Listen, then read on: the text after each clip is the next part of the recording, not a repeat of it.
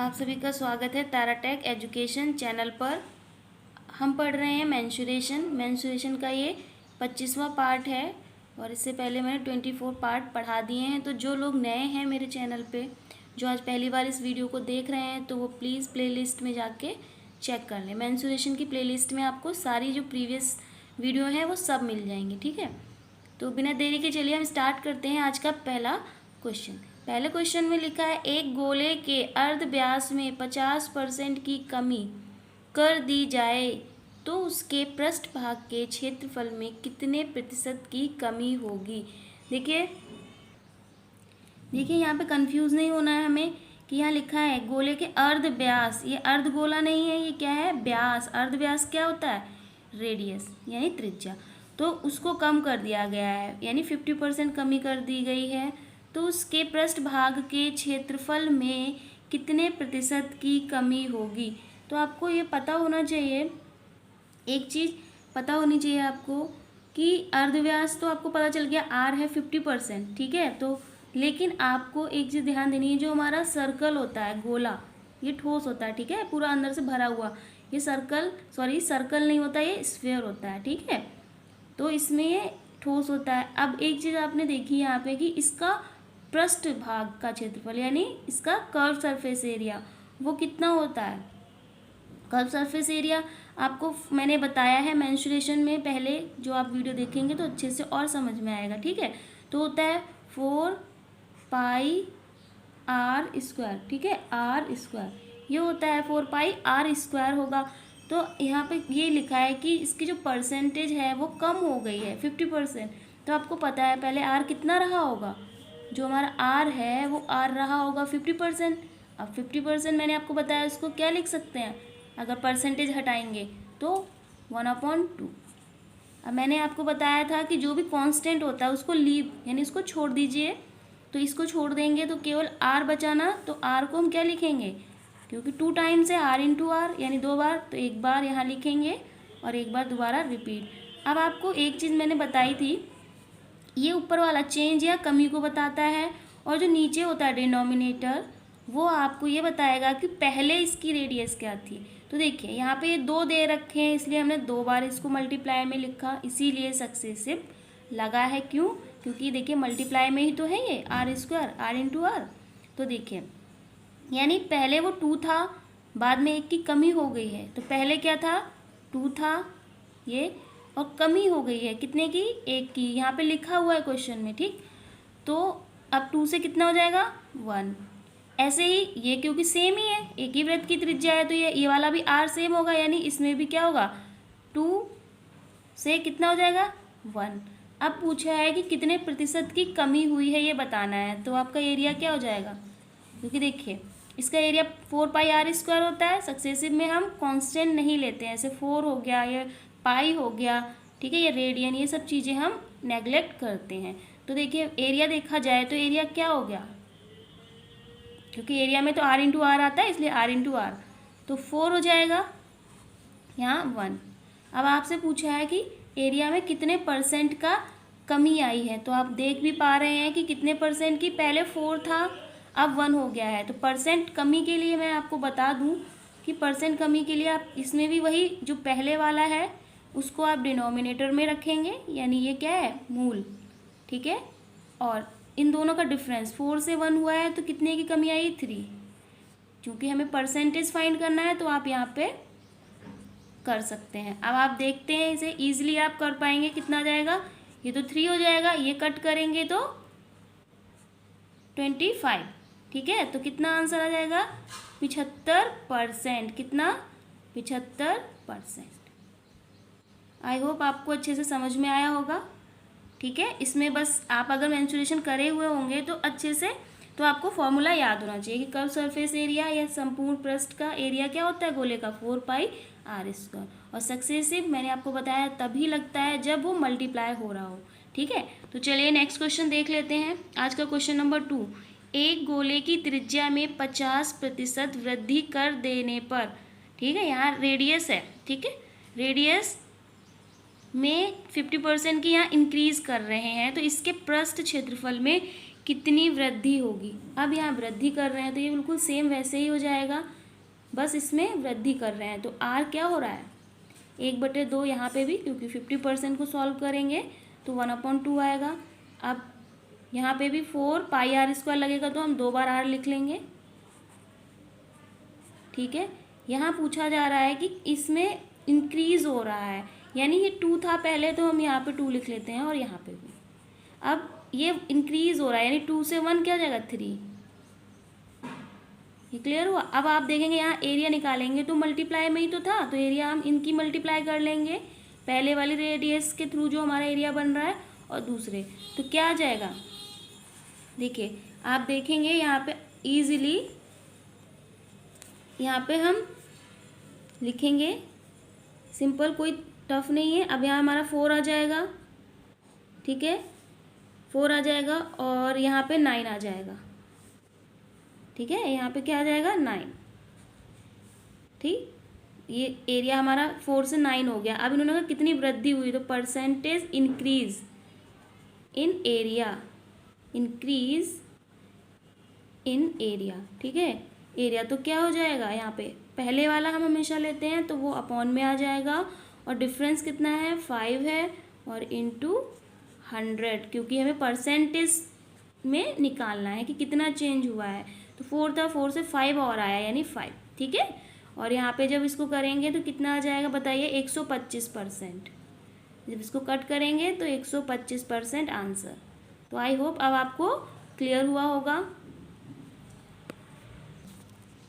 Next question है 3rd। इसमें लिखा है कि एक ठोस गोले को 2 गोलार्धों में काटा जाता है तो सतह क्षेत्रफल में होने वाली वृद्धि। पहले देखिए, पहले यहाँ पे क्या था, एक गोला था। ठीक है, ये सर्कल नहीं होता है, ध्यान देंगे है ना, ये क्या होता है गोला, यानी ये ठोस होता है। जो सर्कल होता है उसमें लेंथ और ब्रेथ होती है, हाइट नहीं होती, यानी वो मोटा नहीं होता। ठीक है, तो यहाँ पे ये था, तो अब हमारा क्या था, इसका पृष्ठ क्षेत्रफल क्या था शुरू में 4πr²। लेकिन इन्होंने कहा इसी को अगर हम कट कर दें, बीच से कट कर दें तो कुछ इस तरह की आकृति बनेगी, आपको पता होगा इस तरह से। और दूसरा वाला जो पार्ट है वो भी इस तरह से बनेगा। सॉरी, ये इसको हम जोड़ देंगे। ठीक, ऐसे मान लीजिए। ठीक, तो इसके 2 पार्ट हो गए। अब आपको पता है जब पूरा गोला होता है तो उसका संपूर्ण पृष्ठ 4πr² होता है, लेकिन आधा होता है तो ये आधे पार्ट का हमारा होता है 3πr²। तो इस वाले का 3πr², हाँ ठीक है। और ऐसे ही इसका 3πr²। अब इन्होंने पूछा आपको समझ में भी आ रहा है, जब ये कटा नहीं था तो इसका ये वाला जो बीच का वाला एरिया था वो ऐड नहीं हो रहा था इसका जो, ठीक है, तो इसलिए ये 4πr² था। तो हमारा जो अब देखा जाए तो पहले क्या था 4πr²। ठीक, और यानी एरिया, इसको हम डायरेक्ट वाले फॉर्मूले से निकाल लेंगे, बिना सक्सेसिव के भी निकाल सकते हैं। ठीक है, तो ये हमारा ये हो गया। अब हमारा कितना हो जाएगा दूसरी बार, क्योंकि ये वाला हमारा अंदर वाला इधर का भी ऐड हुआ इधर का भी, तो ये 6πr² हो जाएगा। तो पहले क्या था 4πr², और अब जो है वो कितना हो गया है 6πr²। इसको जोड़ दिया इन दोनों को। ठीक है, तभी तो ये कंप्लीट पूरा बना और ये पहले। तो अब इसमें पूछा कितना चेंज आया है, तो चेंज यानी ये वाला हमारा ज़्यादा है, इसमें से इसको माइनस करेंगे तो 2πr²। ठीक है, कोई दिक्कत नहीं है। अब देखिए पहले क्या था, हम उसको हमेशा लिखते हैं, तो यहाँ पे आ जाएगा 4πr²। ओके, अब यहाँ पे 100 कर दीजिए, परसेंटेज आ जाएगी। तो इसको हम कैंसिल कर देंगे, यहाँ पे आ जाएगा सिंपल 100 और ये कट हो जाएगा तो 2, तो कितना आएगा 50%। ठीक है, 50% क्या हुआ, इंक्रीज हो गया जब आपने स्फेयर को कट किया, क्योंकि उसमें ये जो था एक ही बार काउंट होता था, लेकिन ये जब कट जाता है तो ये एक्स्ट्रा आ जाता है। ठीक है, इसलिए ठीक, अच्छे से आपको आई होप समझ में आया होगा जितने भी सर्कल से रिलेटेड क्वेश्चंस हैं। ठीक है, इसको हम बिना सक्सेसिव के भी कर सकते हैं। ठीक, तो चलिए नेक्स्ट क्वेश्चन पे चलते हैं। देखिए नेक्स्ट क्वेश्चन है, यदि एक लंबवृत्तीय बेलन की त्रिज्या में 10% तथा ऊंचाई में 20% की वृद्धि कर दी जाए तो बताइए उस बेलन के आयतन में कितने प्रतिशत की कमी होगी। बेलन यानी सिलेंडर। अब इसमें एक चीज़ बताई गई है, आपको सबसे पहले तो उसका वॉल्यूम पता होना चाहिए। क्या होता है बेलन का वॉल्यूम? होता है पाई आर स्क्वायर एच, यही तो होता है वॉल्यूम। तो अब आप देख रहे हैं यहाँ पे सब मल्टीप्लाई में है। परसेंटेज की जब बात आई तो हमने क्या किया, यहाँ पे देखा मल्टीप्लाई में है तो हम सिर्फ इसको नेगलेक्ट कर देंगे और सक्सेसिव लग जाएगा। तो इसको किस फॉर्म में लिखेंगे ये देख लीजिए आप। पाई तो नेगलेक्ट हो जाएगा, अब आर इंटू एच। ओके, तो इस 3 बार क्यों किया? ताकि हम इसको लिखने में इजी रहे। अब इन्होंने कहा है कि बेलन की जो रेडियस यानी इसकी सिलेंडर की रेडियस है उसमें तो क्या है 10%, यानी 10% को जब चेंज करेंगे तो 1/10 क्या हुआ है और इंक्रीज़ हुआ है। और इसकी हाइट में, हाइट क्या है h, उसमें 20%, तो 20% को जब हम सॉल्व करेंगे तो कितना आ जाएगा, 100 से डिवाइड करेंगे तो 5 आ जाएगा। ठीक है, तो ये आ गया। अब हमें क्या बताना है, इसके जो सिलेंडर है उसके परसेंटेज में कितना चेंज हुआ है। ठीक, तो इसके लिए वॉल्यूम में कितना प्रतिशत चेंज हुआ है यानी वृद्धि हुई है। ठीक, तो वॉल्यूम तो हमारा ये था, तो इसके लिए हमें क्या करना पड़ेगा, आर तभी तो आएगा, और एच भी है तो एच। अब आपको पता है यहाँ पे कि ये 10 था, सब में इंक्रीज़ हुआ यानी पहले आर जो थी वो 10 थी, एक का इंक्रीज़ हुआ तो 11 हो गया। ऐसे तो सेम है, एक ही हमारे सिलेंडर की रेडियस है तो ये 10 आ जाएगी और ये क्या आ जाएगी, ये भी 11। अगर हम इसको देखें तो इसमें क्या है 5 है। ठीक है, और इसमें भी इंक्रीज़ हो रहा है तो 5 से ये 5 तो थी, 1 और हो जाएगा तो कितना हो गया 6। अब आप इनको मल्टीप्लाई कर लीजिए। मल्टीप्लाई क्यों किया, देखिए ये मल्टीप्लाई में ही तो है, तो ये पहले का केस और ये बाद का। जब आप इनको मल्टीप्लाई करेंगे तो आप इसको अच्छे से कर पाएंगे। ठीक है, इनको मल्टीप्लाई करेंगे तो कितना आ जाएगा, देखिए आप, ये हो जाएगा आपका 500 है ना, 500 हो जाएगा। ठीक है, और यहाँ पे आप करेंगे तो कोई दिक्कत नहीं है। 11 121 होता है और 6, तो 121 इंटू 6, इसको आप सॉल्व कर लेंगे और आंसर आपको मिल जाएगा। तो इसका आंसर आप मुझे कमेंट सेक्शन में कमेंट करें। ठीक है, नेक्स्ट क्वेश्चन हम चलते हैं, चलिए नेक्स्ट क्वेश्चन को देख लेते हैं। यदि किसी बेलन की ऊंचाई में 10% की वृद्धि तथा त्रिज्या में 25% की कमी कर दी जाए तो वक्र पृष्ठ में कितने प्रतिशत का कमी या वृद्धि होगी। तो इस क्वेश्चन को आप अच्छे से रीड कर सकते हैं। अब इसमें लिखा है, इसमें वॉल्यूम नहीं पूछा है, इसमें पूछा है उसका वक्र पृष्ठ यानी कर्व्ड सरफेस एरिया। ठीक है, तो कर्व सरफेस एरिया कोई दिक्कत नहीं है, इसका क्या हो जाएगा सिलेंडर का कर्व सरफेस एरिया। ठीक है, क्या होगा, कर्व्ड सरफेस एरिया हम निकाल सकते हैं 2πRh, 2πRh फॉर्मूला होता है। इसको हम नेगलेक्ट कर लेंगे, ये कांस्टेंट है, तो क्या बचा r इंटू एच।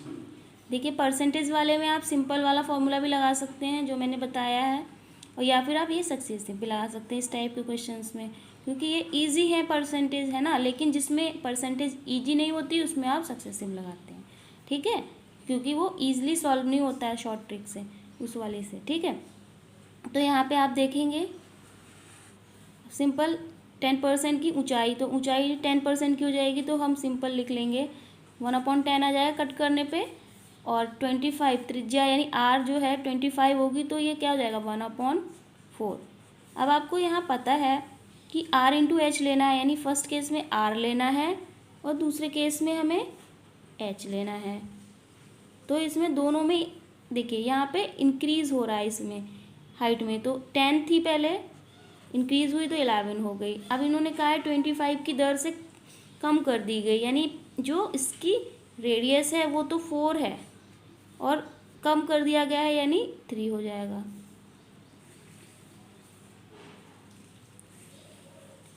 ठीक है, 10 इंटू 4 क्या हो गया, अब इसको करेंगे 40 आ जाएगा और इसको करेंगे तो 33 आ जाएगा।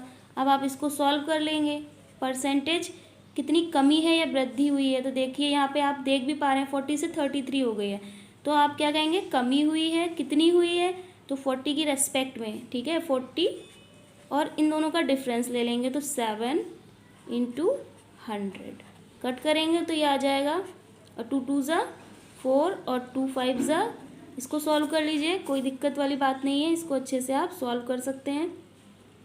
देखिए 75 105 आ जाएगा, है ना, यहाँ 105 आ जाएगा, इसको सॉल्व कर लेंगे, कोई दिक्कत नहीं है। 2 5 ज़ा और 2 2 ज़ा, ठीक है, 2 5 ज़ा 52.5% आंसर आ जाएगा, ठीक है। तो इस तरह से आप इसको कर सकते हैं इजीली। इस टाइप के जितने भी क्वेश्चंस होंगे जिसमें मल्टीप्लाई हो रही होती है उनको हम सक्सेसिव केस में लेते हैं। तो चलिए कुछ क्वेश्चंस और देख लेते हैं जो हमारे अलग शेप पे डिपेंडेंट हैं। देखिए 6 क्वेश्चन है, एक लंबवृत्तीय शंकु के आधार की त्रिज्या को स्थिर रखते हुए 15% बढ़ाया गया है तो शंकु का आयतन कितना होगा। अब हमें इसमें पहले वॉल्यूम पता होना चाहिए जो कि आपको पता है, अगर आपने मेरी क्लास देखी है तो आपको ये सब इसकी बहुत प्रैक्टिस कर चुके हैं आप, ठीक है। तो पाई आर स्क्वायर एच, यानी जो हमारा सिलेंडर होता है उसमें अगर 1/3 से डिवाइड कर दें तो हमें वॉल्यूम किसका मिल जाएगा, कोन का, यानी शंकु का। तो ये हो गया। अब इसमें सीधे सेम वैसे ही करना है, इसको नेग्लेक्ट कर दीजिए, कांस्टेंट है तो क्या बचा, आर स्क्वायर एच, तो आर को हम ये भी तो लिख सकते हैं। बस आपको वही सेम चीज़ें करनी है। क्या करना है, इसमें आप अच्छे से देख पाएंगे कि यहाँ शंकु की त्रिज्या, ठीक है, आधार की त्रिज्या को ऊंचाई स्थिर रखते हुए 15% बढ़ाया गया है, यानी हाइट जो है वो स्थिर है। अब देखिए स्थिर अगर कह दिया यानी जो हाइट थी उसको आप कोई एक मान लीजिए कांस्टेंट, तो मैं 1 ही मान लेती हूँ, है ना, यानी पहले 1 थी, ठीक है, और अब भी क्या है 1 है, ये ध्यान रखेंगे। अब इसमें ये लिखा है कि 15% बढ़ाया गया है किसे, आधार की त्रिज्या को, तो त्रिज्या को 15%, यानी त्रिज्या क्या हो जाएगी, अगर हम देखें तो यहाँ से निकालेंगे तो 15/100 हो जाएगा, है ना, तो ये 3 आ जाएगा, कट करेंगे परसेंटेज से, अगर इसे हम फ्रैक्शन में लेके आएंगे तो, ठीक है, और यहाँ पे आ जाएगा ये कुछ 3/20 आ जाएगा, है ना। तो आप देखेंगे यहाँ पे कोई दिक्कत नहीं है, तो आर लिख लेंगे, कितनी बार है, 2 बार, तो पहले 20 कितना था, ये सॉरी पहले आर 20 था, 20 लिख लिया, ठीक है। यहाँ पे भी वही करेंगे क्योंकि सेम ही शेप की रेडियस है इसलिए दोनों इक्वली होंगी। अब हम क्या करेंगे, इन्होंने लिखा है कि बढ़ा दी गई है, बढ़ाया है ना, तो 23 हो जाएगा।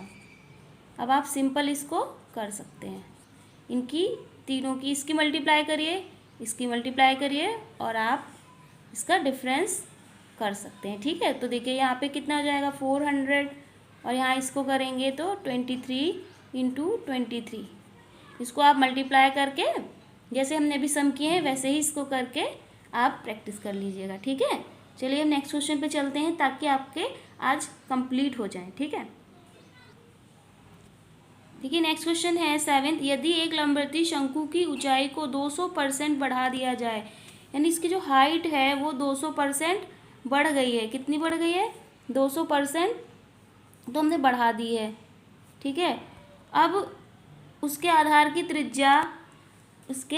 की त्रिज्या को इतना कम कर दिया गया है तो शंकु का आयतन बताइए। अब आपको एक चीज़ मैंने अच्छे से बताई है कि कोई इसमें दिक्कत वाली बात है नहीं, ठीक है। एच जो है वो 200% था, यानी 200 था, तो इसे 100 से भाग करेंगे तो कितना आ गया, 2/1, ठीक है।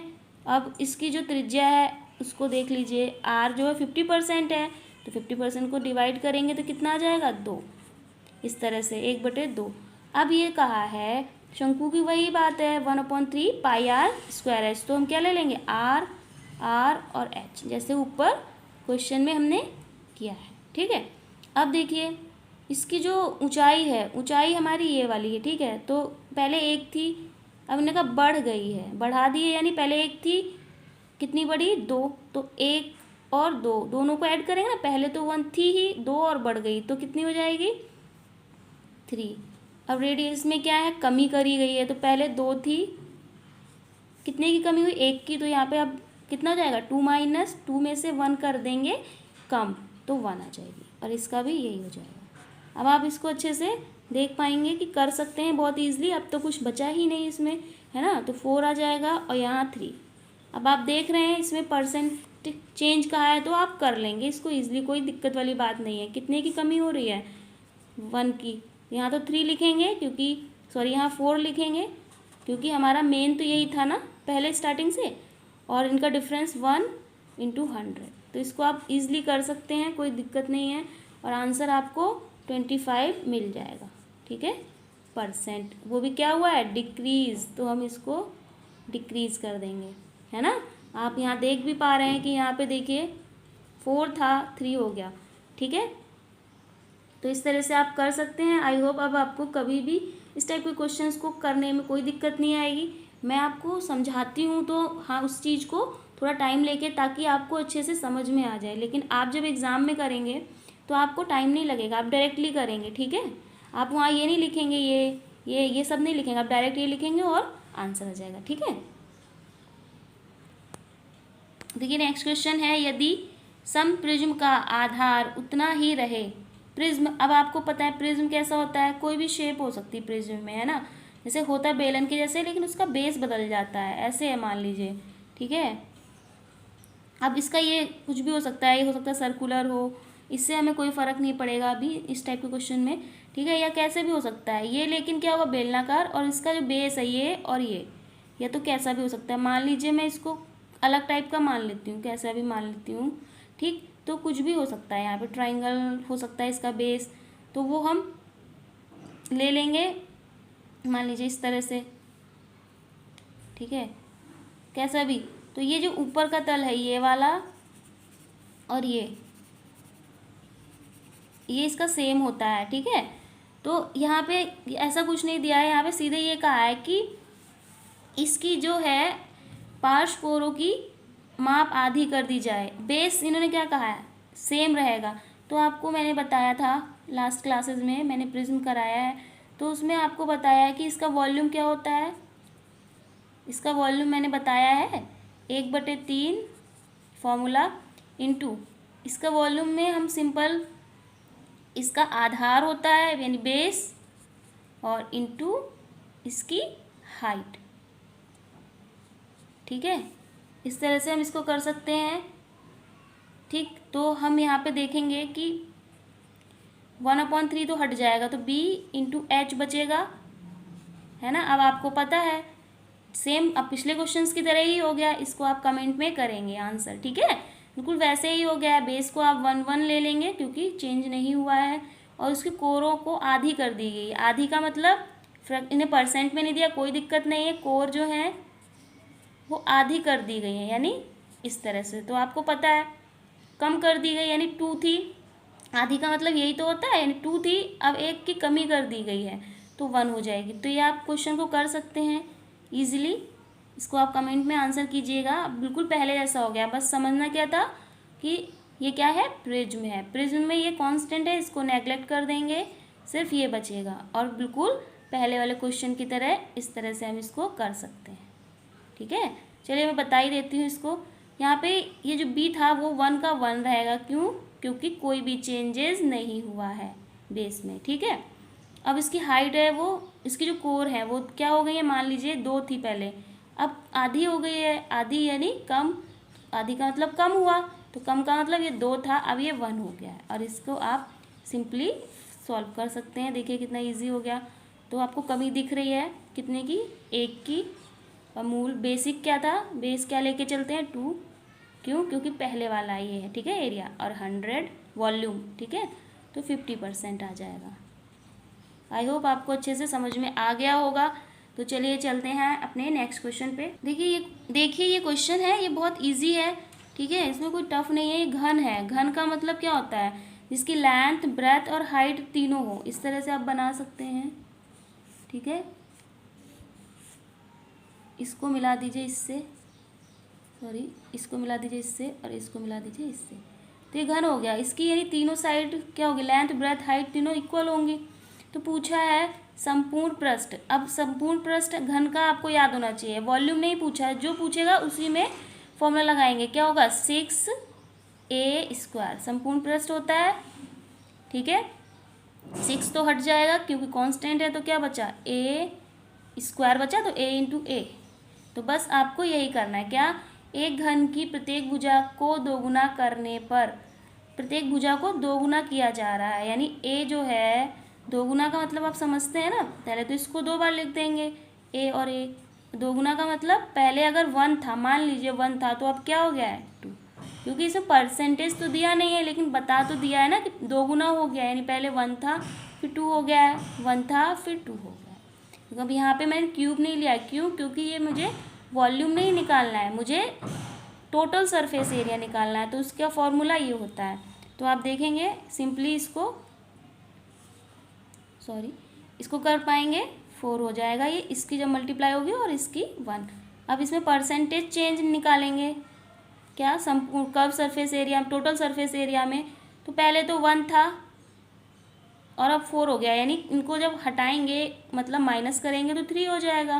पहले क्या था वो अपॉन में लिखते हैं और 100, यानी कितना हो गया 300%। क्या आ जाएगा 300% चेंज हो जाएगा, और वो भी इंक्रीज हो रहा है। ठीक है, ऐसा भी क्वेश्चन पूछ सकते हैं एग्जाम में कि कितने % इंक्रीज हो रहा है।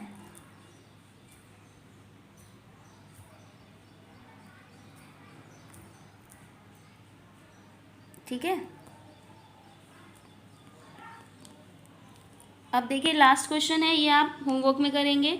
ठीक है, इसमें लिखा है कि किसी आयत की लंबाई में इतनी % की चेंज हो जाती है, कमी आ जाती है, तो चौड़ाई में 10% वृद्धि बताएं कि आयत का क्षेत्रफल में कितना % परिवर्तन हुआ है। ठीक है, इसमें ये लिखा है कि इसकी जो लेंथ है उसमें तो कमी कर दी गई है 1/3% की। ठीक है, और यहाँ पे चौड़ाई में क्या है 10% की वृद्धि कर दी गई है। तो आपको ये बताना है कि अब उसका जो एरिया है उस पर क्या फ़र्क पड़ेगा, वो इंक्रीज़ करेगा, डिक्रीज़ करेगा, और करेगा तो कितना इंक्रीज़ करेगा, तो वो भी बताना है। देखिए इसमें घबराने वाली बात नहीं है, मैं हिंट दे देती हूँ, ये आपको दिया गया है। ठीक है, आप इसको देख के घबरा जाते हैं, ऐसा कुछ नहीं है, बहुत ईजी है। देखिए ये कितना हो जाएगा, इसकी मल्टीप्लाई होगी 99 और ये हो जाएगा 1, तो 100/3 आया है परसेंट में। अब परसेंट हटा देनी है, तो 100 में 100 से डिवाइड कर देंगे तो 1/3 फ्रैक्शन आ जाएगा। और वैसे भी आपको परसेंटेज में मैं सिखाऊंगी, डायरेक्टली आपको फिंगर टिप्स पे याद करा दूंगी, तो आप इसको सॉल्व भी नहीं करेंगे, डायरेक्टली आपको पता है 33 1/3 का फ्रैक्शन 1/3। ओके, तो आई होप आपको अच्छे से समझ में आया है, मेरी क्लास आज आपको अच्छी लगी है। अगर इससे आपको इतना सा भी कोई फ़ायदा हुआ है तो प्लीज़ आप इसको लाइक करें, शेयर करें एंड सब्सक्राइब करें, और इसी तरह से मेरे चैनल पर जुड़े रहें। इसी तरह से मैं नए नए वीडियो आपको मैथ से रिलेटेड लाती रहूँगी, ताकि आप अपनी मैथ को इम्प्रूव कर पाएँ और एग्ज़ाम में बहुत ही कम समय में कर पाएँ। तो thank you and stay home, safe home.